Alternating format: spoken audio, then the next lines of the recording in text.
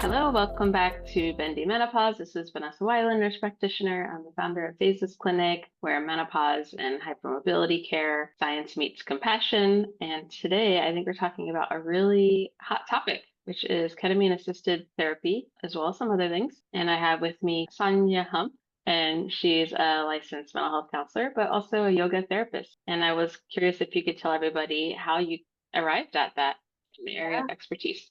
Yeah. So I was doing my own struggles in my 20s of I got my bachelor's in psychology and I thought I'm going to go out and save the world, and then the world Mm-hmm. was like, you can't. So my savior complex got me really, Mm, really burnt out and not sleeping and threw me on my ass. And I thought, well, I don't think I'll ever be able to work in this field because I can't handle it.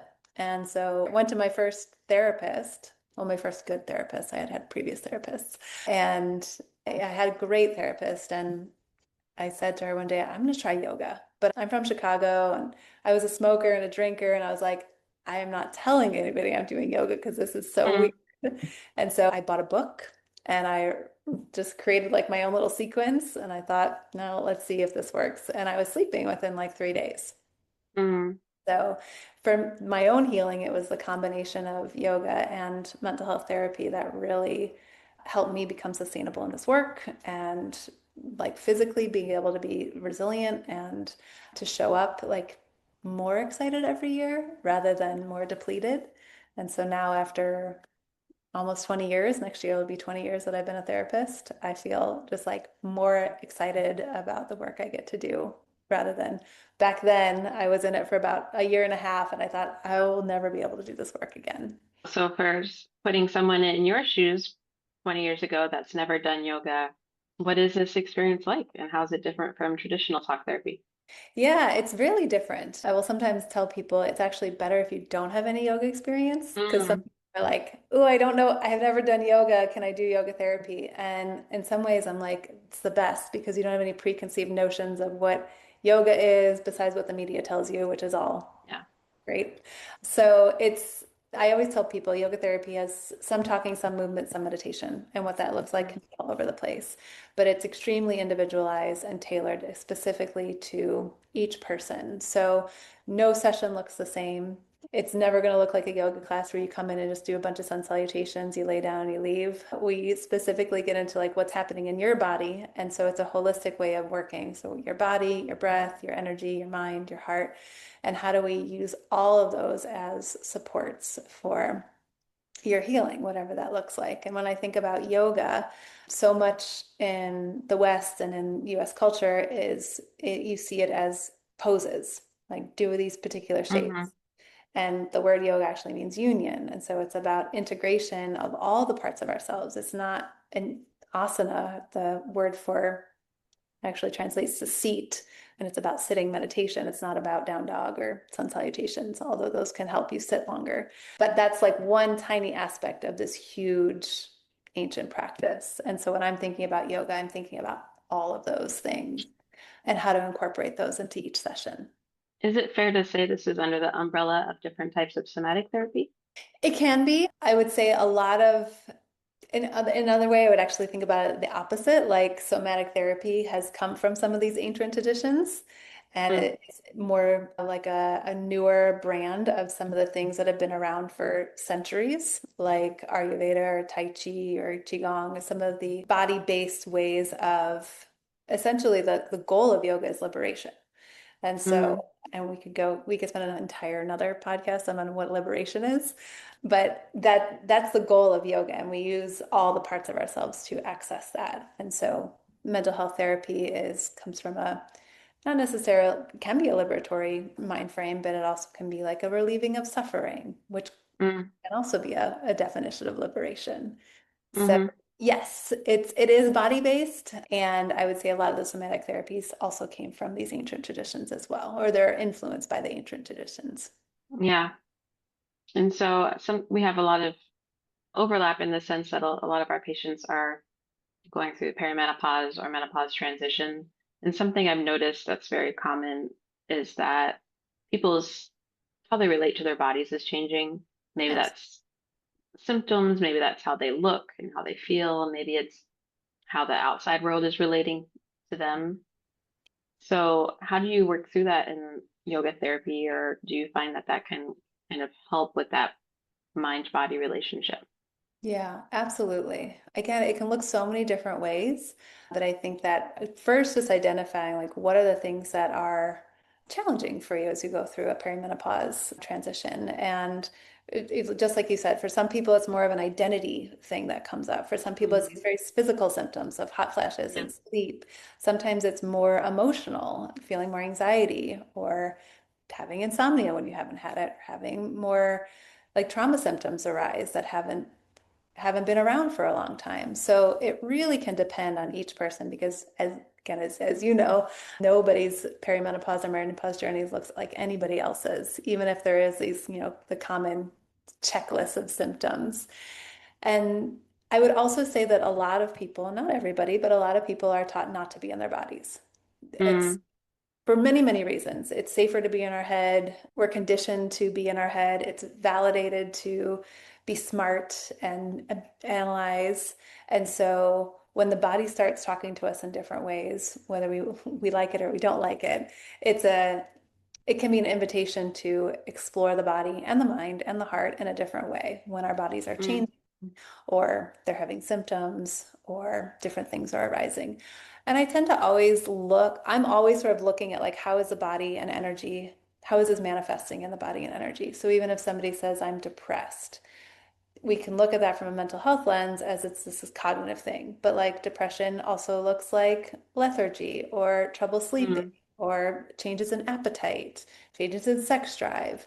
And so how does it impacting all the systems of the body and not just what are your thoughts doing that are telling you you're depressed?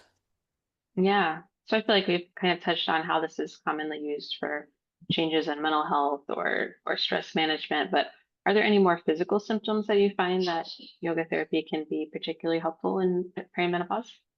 Yeah, so a big thing that I focus on, so I have like four different kind of pillars that I focus on in yoga Hmm. therapy, and one is understanding your nervous system.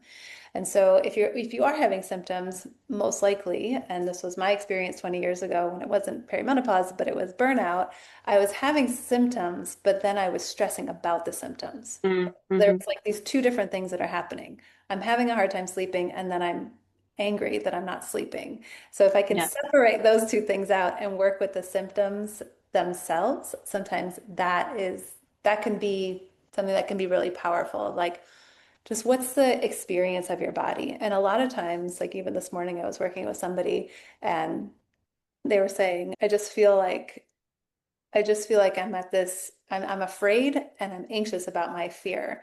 And so we I said, well, what does the fear look like? And so we Mm, did more of a visualization of it because it can go back and forth, right? So if I go, what does the fear feel like? If it feels really overwhelming, then that's the nervous system just getting more activated. But if we can sort of take it out of the body and go, if I can look at it like another being, what's that experience like? And that can almost settle the system. And then work with it from a almost like a dialogue way. Anyway, this is kind of a roundabout way of saying one of the things that I always like to start with is of understanding how your nervous system is wired, because everybody, just like their perimenopause journey will be unique, just like all of our nervous systems are unique. So understanding what does it feel like when it gets activated? What does it feel like when it mm. settles? And activation isn't bad and settled isn't good. We need both of those, but how do we work with those as they arise? Yeah. Another thing that I work with is also lifestyle support. So, what I've learned from my teacher is Ayurvedic support, and she works a lot with women's health as well. So, working with the circadian rhythms and Hmm. supporting your melatonin and your cortisol can also, I think of it as like a backdoor approach to treating trauma, depression, perimenopause symptoms, anything. If we balance those two systems, a lot of times things move through our body and our minds with a little more ease than when we're eating at night or we're sleeping during the day when our natural rhythms are wired slightly differently. Yeah. I've been really leaning into helping folks with their circadian rhythm as well because I just think that's so fundamental. and also working on it myself because I'm not always following my own advice. But I've been Yeah. trying really hard to wake up at the same time, even on weekends. And Totally. I'm starting to do that thing where I wake up 5 minutes before my alarm goes off and I just have a little bit more pep in my step. So it pays off, but it Nice. just feels so yummy for me to sleep in. So it's a hard one Yeah, to yeah. say no Like to. my teacher tells me, it's simple, but it doesn't mean it's easy. Hmm. Aligning with circadian rhythms is actually very simple, but it's Right. also it can be very challenging. Yeah. I find that I'm rarely teaching anyone anything new. It's just like that information needs to land at the right time in the right state of mind. And Totally. yeah, it can make a big difference. Yeah. So I guess it's fair to say that when people's nervous system is doing a little better, they might have less pain or easier sleep or less mood challenges. Yeah, yeah. So there's a couple of ways I work with nervous system. One is first just kind of explaining like what is your nervous system when it's in that state of like I'm content, I'm happy, things are safe. What does that feel like in your body? Because a lot of times I know I certainly do. I just be like, yeah, yeah, yeah, I feel fine. And then if Mm, I'm scared or I'm anxious or I'm depressed and it's like, oh, my body's trying to kill me. And so one, like, what does it feel like when things are just fine? And mm, how do we remember those moments? Because it actually helps us go to those moments even more. And then what are the things that triggers fear, anxiety? I want to escape. What triggers a sense of overwhelm or shut down? And then when we work with the body, with the breath or different meditation or mindfulness practices, we can also work directly with the nervous system when it gets stuck, because a lot of times the nervous system can get stuck in a fight, flight, or freeze response. And I don't look at that as bad. I look at that as a protective mechanism. So hmm. that's good. And it also can suck to to feel like I can't get out of a fight response. And so Yeah. we can use the body in different ways to help kind of ease the system into a different state so it doesn't have to stay only in one. It has flexibility to go through all the states. Yeah. And this is always so challenging when I get into this with my patients as well. Is like this whole idea of a lot of us have almost been blamed for how we feel poorly. And it's like, well, you must be doing something wrong, or it's all in your head, or something along those lines. And so when we're talking about nervous system work and talking about how your mental, how you're thinking about a problem can actually impact the level of symptoms or the extent of bother. And that's coming from your head, but it's not all in your head. It's just like I have such a hard time wording it because you can turn that into something powerful, thinking about how powerful the brain can be and how powerful your thoughts around something can be to really ease things. But I don't Yeah. know if you have come up with a great way to explain it. I would love to steal it from you because I always stumble over it. Yeah, I don't know if I have a great way to explain it, but I tend to work on the mind actually last. So what Mm, I find is if people can align with their circadian rhythms, they can understand their nervous system, and then we work directly with the body. So there's a thought, I shouldn't be feeling this way. What does that thought actually feel like? Is it fear? mm, Is it anxiety? And then if I can just feel that the energy or the emotion that's driving that thought, sometimes that energy can disperse on its own versus because what happens a lot of times, and I certainly have been here, is like I think I shouldn't be feeling this way, and then I beat myself up for feeling that way. So it's kind of that mhm, like double edge of suffering versus mhm, I'm having a thought. What's the feeling of the thought? If I can allow space for that feeling to move through the body without getting caught up in the mind chatter, which is also a whole other practice. It's very hard to get out of our minds. And yeah, we don't even want to really get out of our minds. That's not the right way to say it because the mind is amazing and powerful. And it's not, I don't ever think the mind is bad. But we can also, like, we can default to fight or flight. We can also default to the mind over this amazing thing that we get to live in that has so many different components to it. yeah. Well, I want to switch gears a little bit of talking more about ketamine-assisted therapy.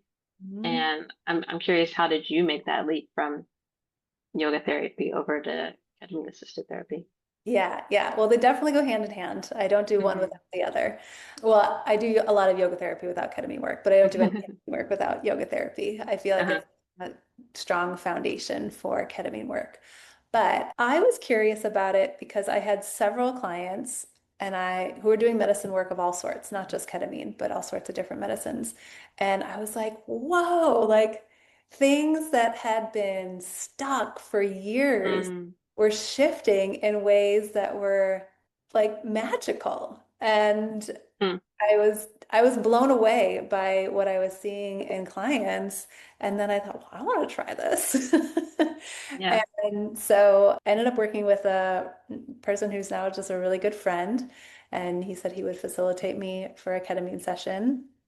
And then I ended up facilitating him. We just ended up facilitating each other for a while. And then I was like, yeah, this is like I had made some pretty radical shifts in my own experience and was like, I want to be able to offer this rather than having to refer out for people to do this. But we already have an established relationship. How can we add this component into it?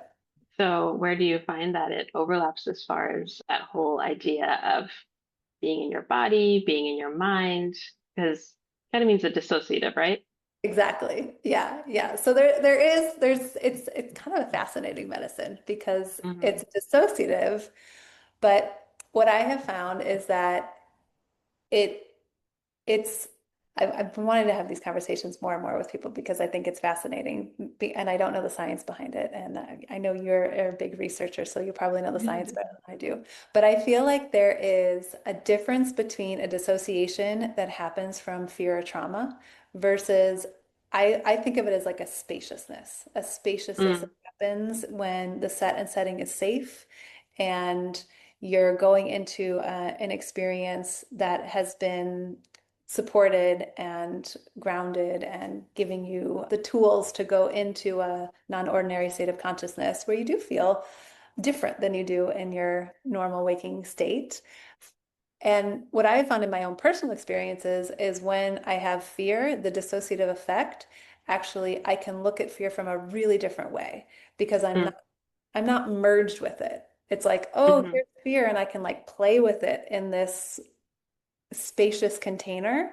Yeah. I'm not so entrenched in it when I'm in this waking life that I'm having anxiety. I'm like, ah, I gotta just get out of it. But in a ketamine state, the dissociated nature of it actually helped me work with trauma in a way that I'm not traumatized, if that makes sense. Hmm.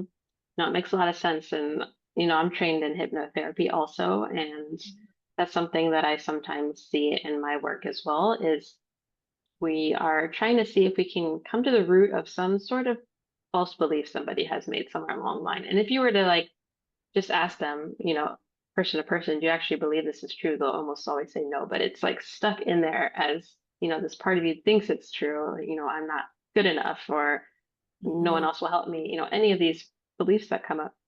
So oftentimes that might be rooted in a really challenging memory. And people can really kind of be in it. Like, they're replaying that scene as the younger version of themselves. And so sometimes I will offer them to kind of watch the scene on a movie screen. So they're watching themselves, kind of creating that distance. And hypnotherapy is also considered dissociative. So I think that's such an interesting overlap. And I've had people say, like, oh, now that I have this space, I'm actually like able to take in other people's, the emotions crossing their face, or it's like giving them new insights to something that they might have played over and over and over again. Exactly. Yeah, I find the same is true with ketamine. It's Yeah. fascinating. And I also really love the embodiment work that we do but prior and post because Hmm. we don't want to stay in that dissociated place, but that expansive, like I like to describe it as expansive versus dissociative because dissociative, and I don't think dissociative is always connected with trauma, but at least in Yeah. the health world, it's mostly merged with like trauma. Dissociation is a trauma response. And yes, Hmm. it is. And thank God we have it because without it, things would be a whole lot harder. And just like with a freeze response, we don't want to stay stuck in a dissociative response. And so use it as a tool. And then how do we come back in? How do we reintegrate? And then take the information that we got from that expanded state and bring it into our embodied life. Hmm. So for listeners that don't know, Saumya gave me an opportunity to try ketamine as the client with a small group session, like ketamine-assisted therapy. And I've done a lot of hypnotherapy as the therapist, but also as the client, and I actually find it works really well for me. just the way that my brain works. And it was really interesting because, yes, there was some overlap in that experience. The ketamine just felt a little bit more intense, I guess you would say. But having so much experience with hypnotherapy and like really easing into like just being a, these areas of resistance come in and you just kind of like say like, it's okay. You can give them voice, but you just keep moving. And so having that ease to just kind of give into the experience, I think really helped with the ketamine too. And it was a really interesting experience for me.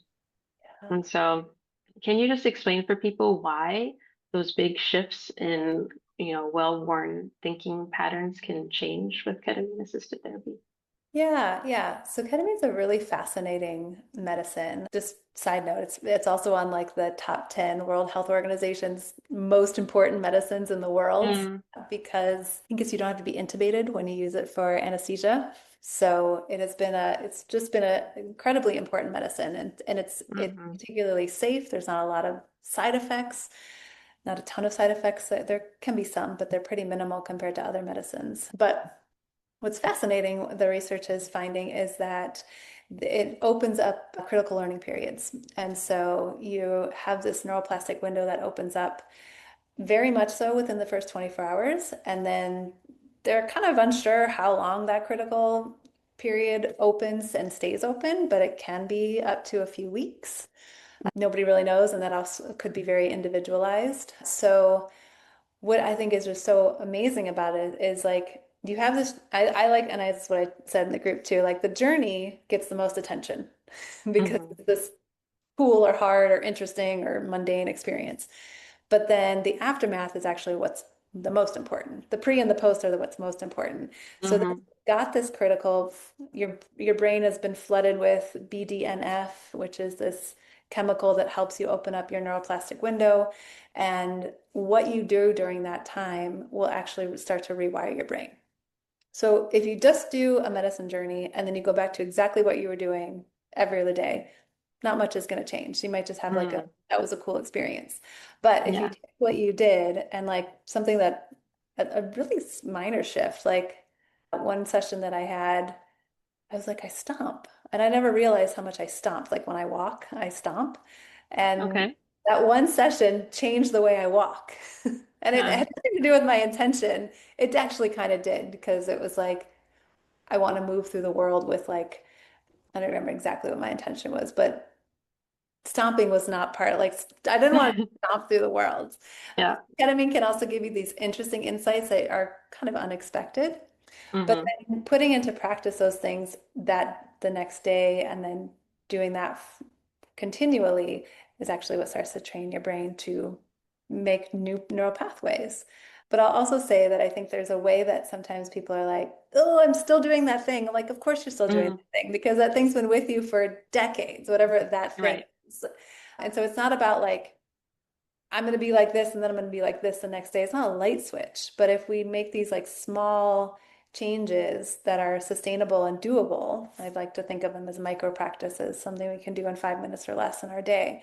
Those things build on each other. And then lo and behold, things that were really hard maybe aren't as hard as they were 2 months down the road, 3 months down the road.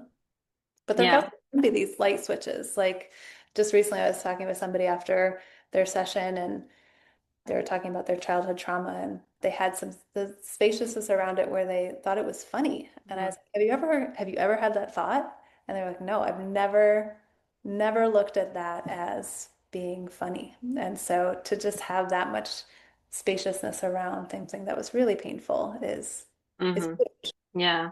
That's so interesting. I've told a few friends about that experience, and I tell them all that the intention setting, which is an entire session before the medicine, and then the integration, which happens after the session, is really the magic sauce. Like, I think you could drink alcohol with that. You could, smoke marijuana with that, and like having such an intention about how you're gonna approach that altered mental state is really, I think, more important than the medicine itself. absolutely. I 100% agree. And that's where I am mostly focused on, but much attention goes to the actual medicine. And like the medicine's amazing. Yeah. Props to the medicine. And it's just a catalyst for the pre and the post work. Yeah. So have you ever worked with ketamine-assisted therapy specifically around perimenopause and menopause? I haven't specifically, but I have tangentially, and I'm super Uh-huh. excited to work with that. I think it's because it's such a fascinating and rich and sometimes challenging and sometimes beautiful transition of life. I think it can be a really powerful way to like, just like you said with like alcohol or cannabis, it's like, okay, I'm going to do this thing whether I want to or not. Like, if we're lucky enough to age to the point where we go through menopause, like we're going to go through Mm. it or we're not going to live or Yeah. whatever. So, Yeah. if we're lucky enough to live as long as we can to go through the menopause, it's coming. So, how do I want to enter that? And so we can even like take a medicine away and go, there's this thing that's going to happen. How do I want to approach that? And then I'm going to go through it, whether it lasts for a year or 10 years or however long it lasts. And then I'm going to be on the other side of it. And how do I want to move into that next phase of life? Hmm. I've been thinking a lot about like, again, how I grew up when I got my period. Like there was no intention, there was no ritual, Mm. there was no like process of welcoming that experience, but it was like confusing and painful and hard and like I don't know what was happening. And then Mm. I don't have babies, but I think a lot of people who have babies, there is kind of this intentional space around the pregnancy Hmm. process, the postpartum process. Sometimes people are like, "Oh, just get on with your life," right? Like it's Hmm. there's not a there can be so much more intention around these important transitions that we go through in life. And so that's partly why I was excited is like I didn't get anything for puberty. Like, can I get for menopause? Yeah. No, I hear that so much because people at least get like the bare minimum for puberty. They know what to expect biologically, and for menopause, it's just about Totally.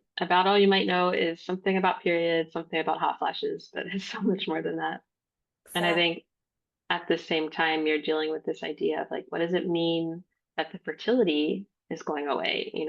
Does that, what does that mean about my identity, about how other people relate to me? I just see so much in the way of identity shift or just kind of reevaluating your life that happens around this time. Like I think Mhm. it can with any transition. And so yeah, I think having a container, whether it's yoga therapy, ketamine assisted therapy, talk therapy, of going into it with intentions, creating ways to kind of evaluate how you're lining up with those intentions or maybe making an alternate route along the way. I think that all makes a lot of sense for what I've seen in my clients.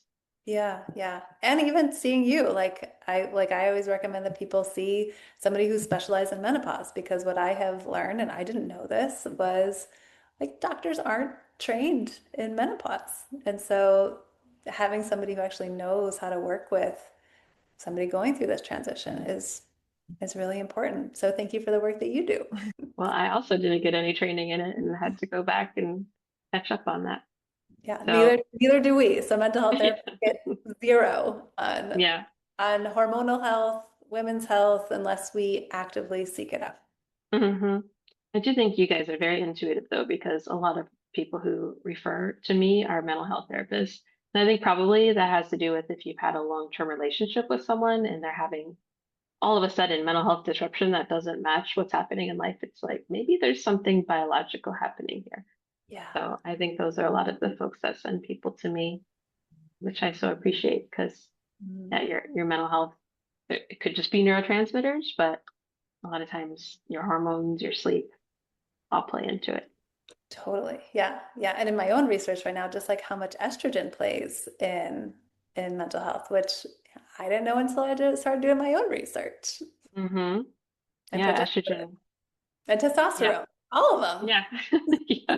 Estrogen has the most research right now, and it definitely impacts your serotonin and your dopamine, and so it can impact things like anxiety, depression, ADHD. Yeah, it can really throw you through a loop. Hmm. So this is a little tiny side quest, but for people who are listening who are hypermobile, what are your thoughts around yoga for them?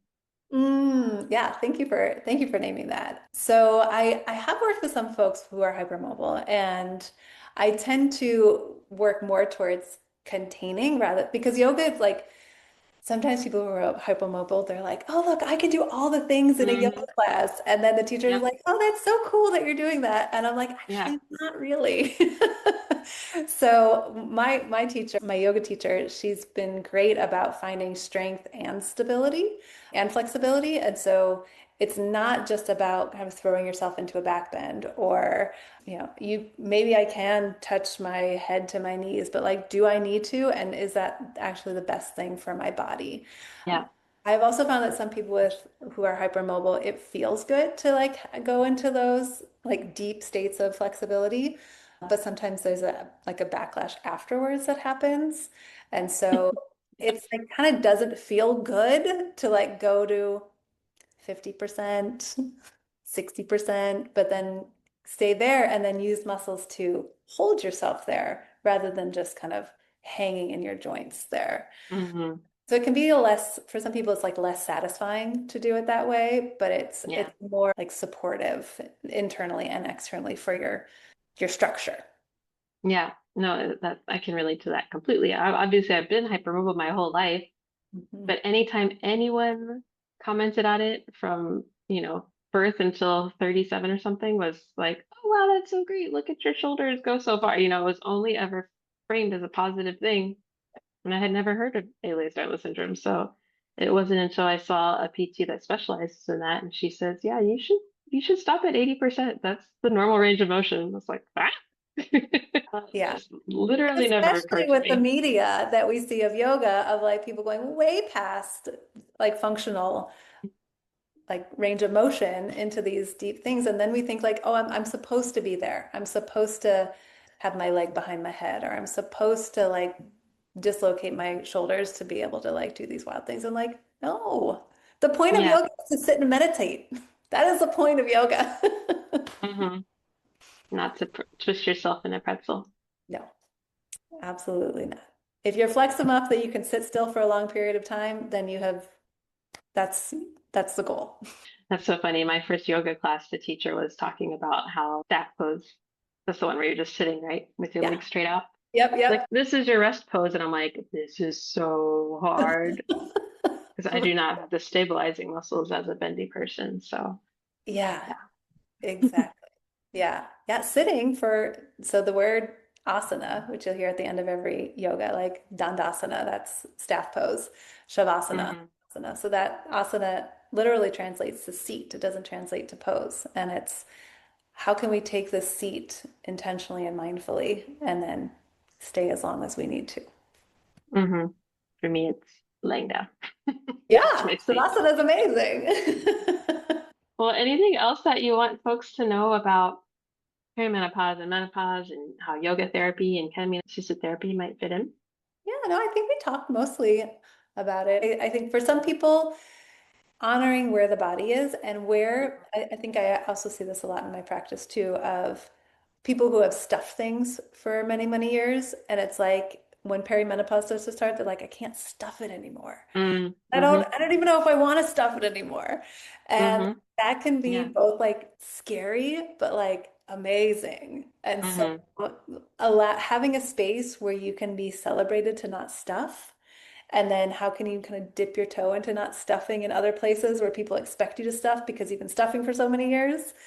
And that's something that I work with a lot. And it's fun to just like stomp around or let whatever's being stuffed out in the space. And then what does that look like out in the world where you're changing your identity? You are changing your identity from a stuffer to, Hmm. as some people will say, not nobody fucks. No more F's to give. Yeah. Nowhere else to give. And how does that even transition? Can that be supported rather than, oh, now you're being difficult or Hmm. not being the person that I know you to be? And so that can be a really beautiful way to work with both the body and ketamine and then relationally and culturally and gender wise and all the things. Yeah. Love that. The no F to give Yes, transition. it's a The great transition. the beltway. I'm loving that transition. So how can people find you if they want to work with you directly? Can you only work with people in Washington? I don't actually know that. No, no. So I am licensed in Washington, Oregon, and Florida. And Then as a yoga therapist, so kind of two separate things. So if I'm only doing Hmm. therapy but not doing mental health work, then I can work anywhere. So it just depends on what's happening, if they're needing more mental health support or not. And if they're not, then yoga therapy I can do from anywhere. And then with ketamine work, I always like to work with people starting off with yoga therapy because it helps ground you, it helps get you into your body, it helps us create a foundation together. So we know how it's going to feel to work together in ordinary states of consciousness before we go into non-ordinary states of consciousness. So I always recommend at least 3 to 5 sessions for that. Ketamine-assisted therapy, I can only do in Washington, but yoga Hmm. therapy, I can do anywhere, different Okay. mental health needs. So how And can I people do have find you? they can find me at seedyogatherapy.com. And you're hearing it here first. Samya and I are working together on some programming with hypnotherapy, yoga therapy, intention setting around perimenopause and menopause, and maybe even bring ketamine assisted therapy into it. So you should join one or both of our newsletters so you can hear about that as it rolls out. Absolutely. Yes. Well, thanks so much for coming on. It was always a pleasure to see you. Yes, absolutely. Thank you so much for having me. I really appreciate it. Bye bye. Bye.